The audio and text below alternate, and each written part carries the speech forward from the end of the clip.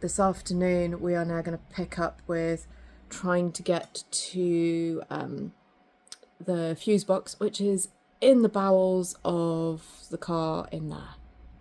That's not going to be easy to get to. I can see that is the high voltage cable. I think that's where it's going through the firewall, and that's going to be going into where the PTC heater is, and then it just disappears like right down into the depths of onto the back of the firewall. And apparently at the end of that is where the fuse is for this thing. And to the best of my knowledge, an awful lot of all of this, including randomly windscreen wipers, all has to come out to get to it. This genuinely could take some time. I'll keep documenting what we're doing as we go along, and we'll see where we get to. Quick channel plug. If you haven't already, please hit the like button and subscribe to my channel, because that helps drive the algorithm. And if you've got any suggestions for things that I should be covering, then feel free to send me a comment and I'll see what I can do. First of all, before we get into the video, here's a quick disclaimer and warning. This is a video diary of what we did. It's meant for information. It's not an instruction book. I'll include links to all of the service manual pages and other people's web pages and videos that we've used to help us in doing this process in my car. I'll link everything in the description below. In this video, we are going to be handling the high voltage in the car. The high voltage is DC electricity. It doesn't mess around. It will kill you if you get this wrong. So if you do not know what you are doing, please do not attempt anything in this video. Please take your car to a HEVRA registered garage or take it back to Tesla and get professionals to look at it. As I said, DC electricity will not mess around, it will kill you. So please take the warning seriously. And with that, let's get on with the video.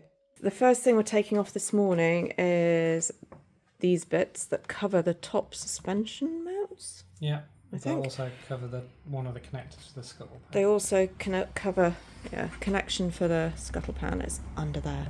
And then this comes off with these, these push pins. I've just done the other side and found out that this one is really difficult to reach. And it rolls inside the wing, just there. So Dave has a special little grabber gadget which we just used to retrieve it, but that was not easy. Try and be a bit more careful this time. I might maybe use my small fingers.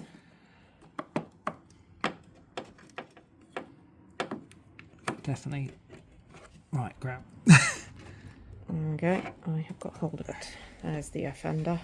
Otherwise, it rolls off down into the It rolls wing, off down in under there, which is not handy. which is not great. Another one back here, I think. So we got 1, 2.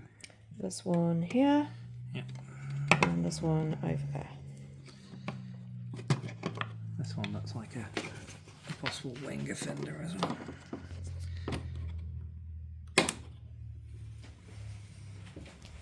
And the last one is at the back over there.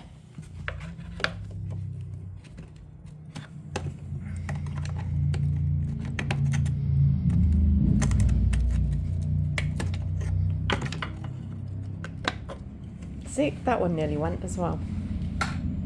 Right, now because I've got the Hanshow Power Frunk, where we've got the wiring, I think this one's got a bit more slack on it, but yeah, the wiring does get in the way just a little bit, which is a bit of a pest.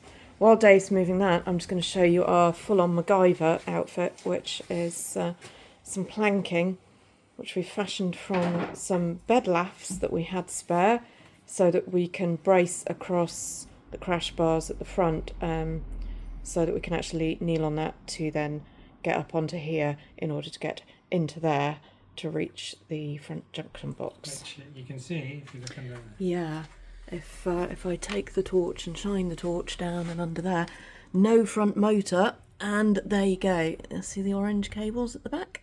That's what we've got to get to. That's the forward junction box. On the firewall. And you can also see it from over here.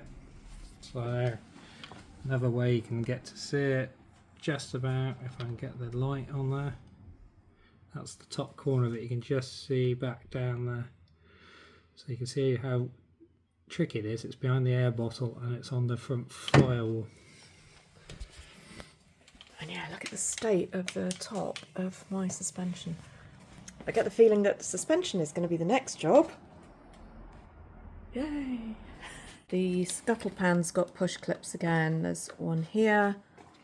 There is one that Dave's moving in the middle. So there's one there.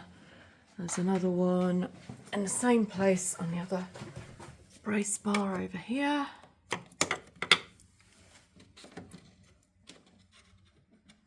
Oh, that one's tight. And then there's a last one down here in this corner.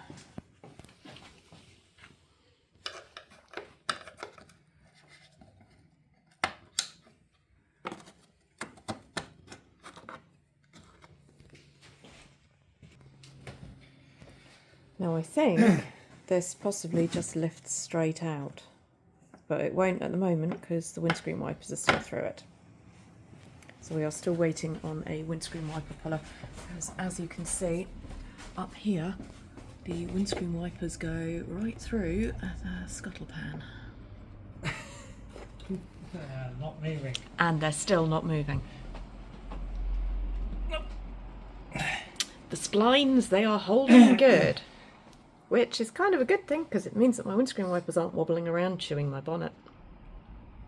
At the moment, it's a bad thing, because we can't get the damn things off. This is really awkward. We've got a windscreen wiper puller. I don't know if you can see around that. And we managed to get this one off.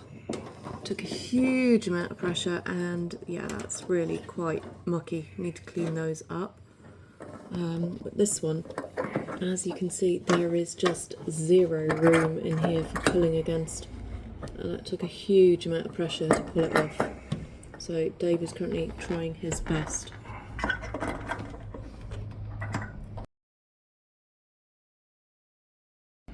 We finally have both windscreen wipers off. There you go. In order to do that, we actually had to loosen all the bonnet holds, which are here. Here and here. We had to take both of those bolts out. You can see we've marked so that we can tell where to put them back in again. And we had to take both brackets off, take the hand show power frunk off at the bottom mounts there and there. And this side over here, you can see we've marked again so that we can line it all back up again. And we had to slide the entire bonnet forwards a bit so that we could fit the windscreen wiper puller onto the top of this windscreen wiper. It literally, there is not enough space between the windscreen wiper fitment and the bonnet to fit the puller in. And then once we managed to do that, it eventually explosively released, which went with a hell of a bang. And now we've put the bonnet back on and the hand show power frunk back in, all in the same place, we hope. Before we took the windscreen wipers off, we marked like where they were parked on the windscreen with some tape in amongst the dust, so that we can tell when we've got the windscreen wipers back in roughly the right place, putting it all back together again. Alright, another slightly fiddly bit. Let me try and get this in focus. Gosh, glass is difficult to focus on. Alright, the screen gutter is kind of on a little rail like a shower screen. It pushes in like that, and then to pull it out and give it a bit of a wiggle gently, and then work along Towards the centre. Towards the middle. And then the whole lot, as you can see, Is ready to lifts off and wiggles underneath the bonnet by the looks of it. Yeah. That's that end. Put it to the centre. Right, there we go. So Dave's going to take that out. Just for a change, we have something else that needs a good clean. Ugh. So yeah, you can probably see the little channel it clips into a little bit better there at the bottom of the glass. Gosh, that's mucky. Right, yeah, that needs a good clean. The next bit to come out is the wiper assembly, which is a bolt over there that Dave's just undoing, a bolt here, and a sneaky one under there. That one's going to be fun to try and get something onto to undo. So this has to come out, instructions in the Tesla service manual, and we'll move on to the next bit, which I think is probably removing this brace. Oh, that's fun. Okay, quick catch-up video. You'll notice that there are now bits missing. What we have managed to do is take out the cross brace from this side. Which is 13 That's a 13mm bolt up under there. That's an absolute pig to get to, because you have what we think is probably the air conditioning piping in the way, and these were 13s as well. On that end. 2 13s on this end, Which are easy. which are easy to get to, and then that lifts out. Super light, it's aluminium. We've also had to loosen whatever this is down here. We're not quite sure what it is. There is a pipe off the back of it. Anybody knows what that is? Feel free to add in the comments. We've just loosened We've loosened that to give us some wiggle room, because the other thing that's now gone from in here is the air tank, which we have lowered down there. The air tank for the air suspension. To do that, we've needed to loosen the fuse box again to give us the wiggle room. It's not disconnected, it's just unbolted so that we can wiggle it about a bit to give us some space. Before you lift it. Yeah, there's little, you can see them on this side here. There's little lock lugs that they slide into the slot. Hopefully you can see those. They slide into the slot and lock it in place so that you can then bolt it down. But yeah, all of those are just loosened to give us a bit of wiggle room. The air tank we've dropped down there, but we're supporting it with this high-tech air elastic to take the weight, because otherwise the weight is just on the air pipes, which would not be a good idea. And then but because of that, junction box. we can now see and reach the forward junction box, which we are after, which is this thing here, this great big box here. There are still cables that need undoing at the bottom. Those are Torx fittings. They're going to be difficult to get to, and there's probably the same on the other side. What a faff. What a faff. And then, as Clarkson would say, we had a discussion. Right, much disappointment and utterly defeated. We've taken lots of stuff out of the bonnet and we can get to the junction box, but we can't actually get anything undone on the junction box because it's just too damn hard to get to. Can get to the bottom bolts. We think if we get them undone, we're just not going to be able to get them done back up again. So, discretion being the better part of valour, I'm going to pack in at this point. Well, I say Dave is mostly going to pack in at this point. And I'm probably going to talk to Matt from Cleveland EV on Monday and see if we can get booked in for a fuse change. So yeah, sorry. We are utterly defeated this time around. I'll update you on putting everything back. So we've got the cross brace back in, we've got the air bottle back in down there for the air suspension. The fuse box, we didn't know what it was, but we undid it to give us some more wiggle room. Everything's back in. The windscreen wiper mechanism has just gone back in.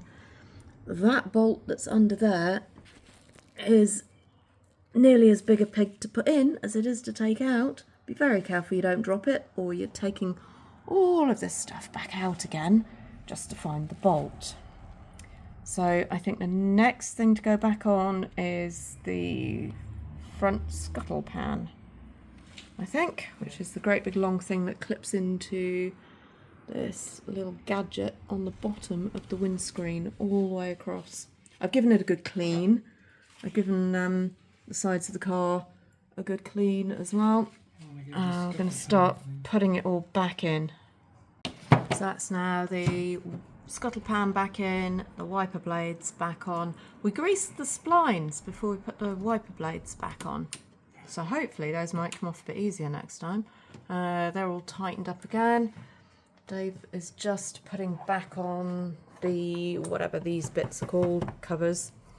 They're just push clips. I've given them a bit of a clean, but oh my god, they were full of mud. So explain the genius of Tesla design. yeah, the genius is that the bonnet drains come straight off the bonnet, down this drain here, and straight into, if I go onto this side, straight into the underneath these covers. Straight into the covers, and under there is the upper control arm. Behold. So all of the runoff from the windscreen gets deposited straight out of here, straight on top of the upper control arm. Which then rusts. Which then, funnily enough, rusts because it's steel. Which I can demonstrate with our magnetic torch. Look. Aluminium. Aluminium. Because it's rusted. Steel. Steel. Genius, Tesla. Absolutely bloody marvellous. Right, while we've had the tub out, what we have done is just clean and grease this little monkey here, which is the latch for the frunk, because that is well known for seizing and being a pain in the butt. Now the tub's going back in, and that will be the frunk nearly reassembled.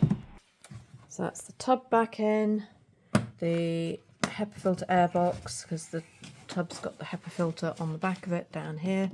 So that's the air box back into the cabin. All of those are connected properly. This is clipped back in, and the pipes are done back up. And Dave's just doing the push clips for that. Right, funny thing, we got all of this back in, and then we remembered that we'd forgotten to connect the high voltage and the 12 volt. So we had to take it all back out again and then connect up the high voltage, which is an absolute pig to do up. We are now trying to reconnect the high voltage, which is stupid connectors, like with absolutely no slack on them whatsoever between the two bottles. So we're just going to figure out how to brace the cable so that we can pull it up and connect it up. Because obviously you actually want these done up properly.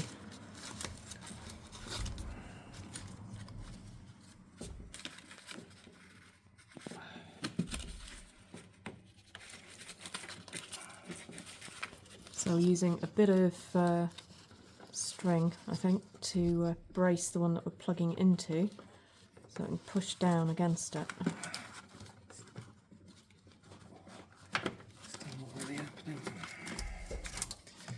Oh, I think I'm going to need to help. Now stop videoing. Trick that I've just used is one of these, which is a plastic pry tool, in under here in order to lift the connector, which is down here. The connector which is down here, so that you can push the top connector into it, and you can use this to hold the cable from underneath so you've got something to push against. That was an absolute pig to do up. 12 volts back on, Dave's put all of this back in again. Frunk furniture, side covers, etc. going in, and the car has booted up, thank goodness. Haven't checked for errors yet. Haven't checked for errors yet. We're getting there. Being engineers and not liking being defeated by a problem, we had a week to think things over and came up with a plan. Right, we were defeated last weekend, but we've had a week to think about it and some ideas. So, same thermals, different jumper, back with the car, and we're going to try putting the car up on some ramps that Dave has got and taking off the belly pan and going up from underneath to get to this junction box. These are the ramps that he's got. I mean, they are ginormous. But they are the beasts that can actually lift the car up in its entirety off the floor, and then we can hopefully go up from underneath. Okay, these things are really, really bloody heavy. My car's right on the limit of what they can lift width-wise. I can't remember, Dave did tell me how much they weigh. 80 kilos each? 80 kilos Maybe each. more. There you go. These are absolute beasts. They're like proper garage lifts. So, there you go.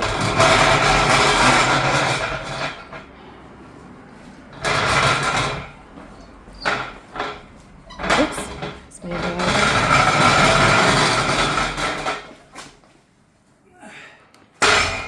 So I've got to get them both down on the floor, then bring the car in, then position them under the car in the right spots, and then lift the car. We've positioned the jacks under the car to hopefully meet up with the jacking points. I'm going to take the jacks up very slowly and make sure that they do actually meet up. So Dave's just connecting the jack up now. In order to jack the car, you've got to put the suspension into very high and then hit the jack mode button as well. That's very important to do. We've lifted the car. Now Dave's making sure that the safety lock-offs are going to lock, which is what this bit is here. It's got to go over there and then drop back down and lock in. So you can see the locking mechanism. Does that need to be up? Yes. No, it just fell down. There we That one's not locked, is it? go. No, it's up. Yeah.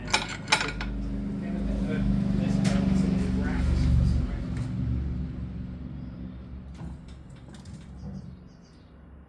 Okay. Okay. If it goes up.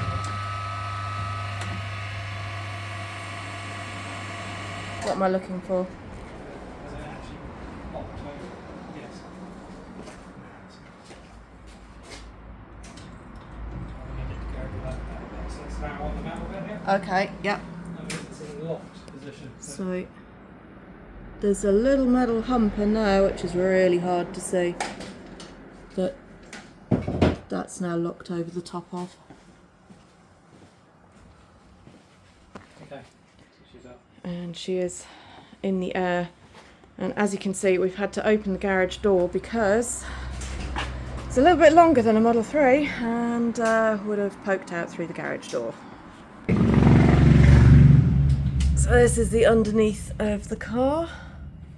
First time I've been under here myself. So we're going to try and take this bit off and see if we can get access sort of there-ish to get to that forward junction box. There's some plastic poppers and some 10mm bolts to take this off, and then we'll see what access we've got. We've got the belly pan off. That's what it looks like under there. I've got some grit out, hoovered it off. And there is the battery, and somewhere up there is the junction box. There is literally no access whatsoever. There's probably at least 2 feet before the firewall from here, over the top of the power steering. So the only access is through there, and I couldn't even touch the air bottle from here. Yeah, really. there's the, I don't know, you can't even see it up there. There's the air bottle. I think that's power steering. So if you remember, the air Wire and bottle looms. is just in front of the forward junction box. So if you can see the air bottle, you can see how far away it is. It's a long way. There's no better access, unfortunately. Yeah. No dice. And then we had another discussion. So there we have it, folks. We've officially given up. Right, that's the dash panel at the front back on. We discovered that we were a clip short in one of these really deep holes. There's a push clip all the way up there, and the one on this side, gosh, that's a long way across my car. The one on this side was missing. It's now got a clip in it. So we've replaced one of the front ones with a slightly different one. I don't know if you can see that. It's a slightly different fitting, but it works. That's one of the original ones, and that's the new one. So now I think we need to close the bonnet and get her down off the lifts. Yes? Yes, right. She'll shut the bonnet next, and then we've got to get her down off the lifts. We've flipped the lift into skating position, and we are now skating down onto the floor. And then she's back down on the ground. There we go. Can't go top down because we're too worried about dropping a bolt on top of that battery and then not being able to get it. And can't go bottom up because there just is not the space. The battery is in the way, the subframe's in the way, the power steering's in the way. That's like no dice in that direction either, which is a bit of a shame because that means that I'm going to be without my heating for another couple of weeks. I've got it booked in at Cleveland EV, but we were trying to save ourselves a couple of £100 and several weeks worth of waiting because they are fully booked until the end of the month.